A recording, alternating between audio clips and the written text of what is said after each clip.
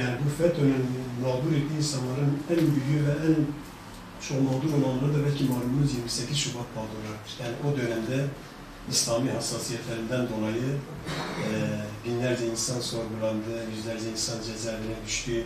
Birçok insan belki sadece tabelasından, dükkanından fişlendi. Bunlar hepimize malum olan şeylerdir. Biz de kurum olarak sizden bu konuda destek istiyoruz. Bunu gündeme getirmenizi istiyoruz. Hakikaten buradaki aileler her bir tanesinin tutuklusu var. 18 yıldır tabiri caizse herkese uğrayan adalet bir türlü bu insanlara uğramadı. Yani şu ana kadar birkaç düzeltme yapıldı. Sadece birçoğu gerçekten camiye gittiği için, ders verdiği için ve İslami hassasiyetleri olduğu için üzerine bir sürü suçlar isnat edilerek birçoğu 18 yıldır cezaevindedir.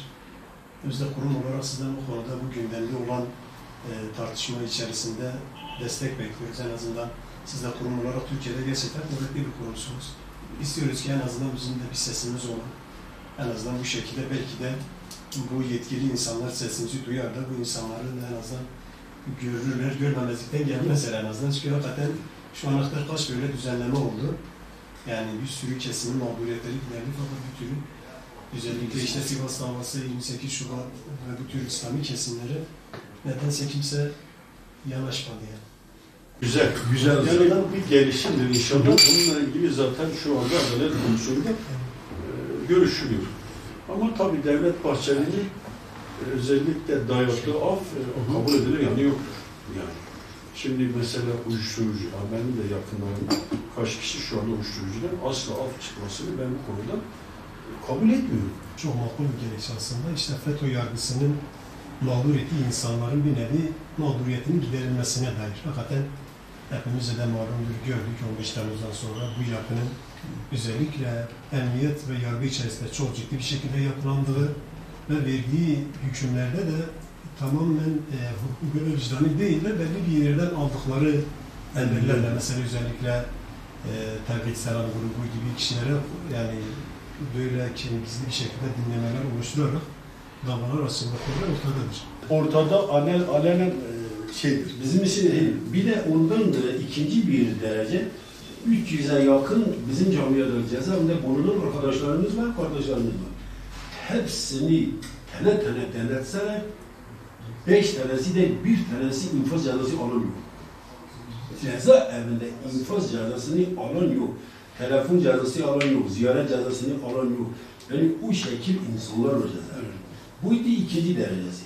Üçüncü derece yani biz bir ceza indirimi olsa dahi bize ceza verenler hepsi FETÖ'nün hakimleri. Eğer FETÖ'nün hakimleri terörlerse bizim cezaevinde değil şimdi. Biz yani bu 28 mağdurunu da içeri atan da FETÖ terör örgütleri yani. Onları yalnız bizim Cumhurbaşkanımıza eğer sizin gibi bir duyarlı insanlar onun yakın olan buna bile bildirseler biz tahmin ediyoruz o kadar yardımcı olacak. Ama çevresi belirli bir süre bizim dosyalarımız gidip hep çevresinde takılı kalıyor. İslami hassasiyeti olan birinin bu mağdurları görmemizden gelmesi mümkün değil. Dediğiniz gibi doğru bir şekilde bilinçlendirilirse yani tabii bu adam şimdi bir taraftan Türkiye, bir taraftan dünya ile mücadele eder. Aynen öyle. Her şey yerli yerine ulaşılmıyor. Yani ulaşılırsa etrafında işte Cumhurbaşkanı'na yakın, bizzat görüşen insanlar görüşürse, bunu gündemine alırsa ben inanıyorum ciddi anlamda buna bir imkan bir olanak sağlayabileceği bir uğraş olur. Yani bir şey uğraş olur. Evet. Onun için şimdi benim kardeşim mesela benim çocuğu burada Van Ceza var. Başkanım Van Ceza evi de yok. 3 kişi olacak aynı suçta 3 kişilik bir kavuşta kalacak. Eğer 3 şahıs olmasa 2 kişi yan yana bırakmazlar, tekli kavuşa koyuyorlar. Tek kişi. Şimdi onun çocuğuyla benim kardeşim 2,5-3 yıla yakındır tekli odada kalıyor. Yani onların çektiği izdırap, yani bir insan tekli bir yerine kalırsa ne kadar dayanır? Biz kaç ayla uğraşıyoruz, dilekçe veriyoruz, sadece buradan bir yerlere gönderin arkadaşlar olan yerlere. Gönderin burayı orada milletin içine girsin, bir türlü onu yapamadı. Mesela bu ayın içinde de bir dilekçe vermiştik, geçen gün yine olumsuz geldi. Bir türlü bir şey yapamıyor. Yani biz olduğumuz yerde yanıyoruz. Ama bizi gören yok, bizim üzerinde bir bardak su döken yok. Gerçekten acımız çok büyüktür. İnan ki Yani bu tabii sadece sizin sorunuz değil, yani bu sorun inanan Müslüman bizim gibiler hep söylendi. hepimizin sorunu. Şimdi canınızla bedel ödediniz. Şu ana kadar cezaevinde 18-19 yıl cezaevinde kalmak gerçekten kolay bir şey olmasa gerek. Hem Sadece onlar değil tabii, ailece sizi perişan hem olmanız, maddi hem manevi. endişeniz olması belki zamanıdır. Bu süreç tam da zamanı geldi gibi bana görünüyor. İnşallah bu süreç zarfında bunlar ciddi anlamda ele alınır. İnşallah bu 28 Şubat mağdurları gerek 400-506 sayı olarak ona yakın bir sayıdır. Bunlar inşallah hürriyetlerine kavuşmuş olacaklardır. Bu bir imtihandır, evet. Sıkıntı olacak. Bu sıkıntıyı yaşadınız. Elbette yani Müslümanların bu dünyada kalma süreci öyle çok daha bizim rahat edebileceğimiz, keyfimizi sürebileceğimiz bir mekan olmasa gerek. Bu sıkıntılarla zaten imtihan olunmuyoruz. Ama tabii Cenab-ı Allah bizim imtihanımızı bizim gibi Müslüman olarak düşünecek olan insanlarla şey yapmasın. Bizim mücadelemiz küfre karşı, mücadelemiz bizim zıttımızı düşünen şeylerle mücadelemiz olsun inşallah. Zaman aşımına da uğradı. Bu kadar geciktirilmemeliydi ki ben bu süreçte bu devlete karşı işlenen suçları bu Adalet Komisyonu'nda bunlar süratli bir şekilde gündeme alınmış olsa gerek. Bu işin takipçisi olabileceğimiz için hiçbir endişemiz olmasın. Allah razı olsun. İnşallah. Hem dua edelim, hem tabii biz girişimlerimizi yapalım. Evet, bize yakın olan bir siyasi görüş var. Siyasi iktidar vardır. Bu siyasi iktidarın destekçileri bizleriz.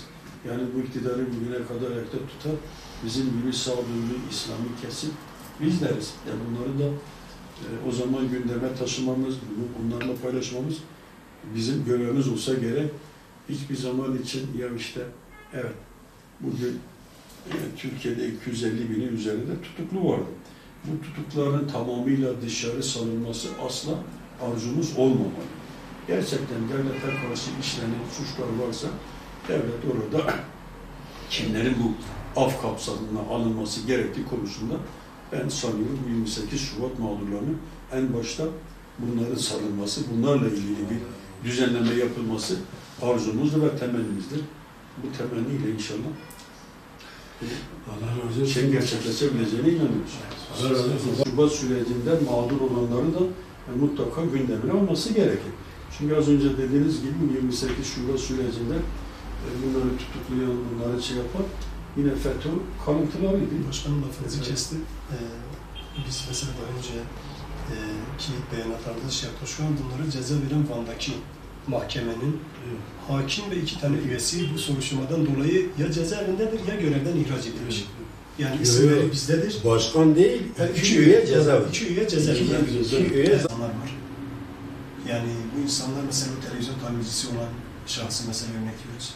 Yani bu tür insanlar da var yani bunların da bence yani en azından varsa böyle bir düzenleme bu insanların da en azından bundan faydalanması gerekir. Çünkü hakikaten yaptıkları süre hani cezaysa bile ki öyle bir durum yok hani bir cezaysa dahi yani bu yapılması gerekenden süreden çok daha fazla bir süre. 20 yıl olan var, 23-24 olan var. En az olan 18-19 yıldır. Biz de diyoruz kurum olarak hakikaten büyük bir kurumsunuz, güçlü bir camiasınız.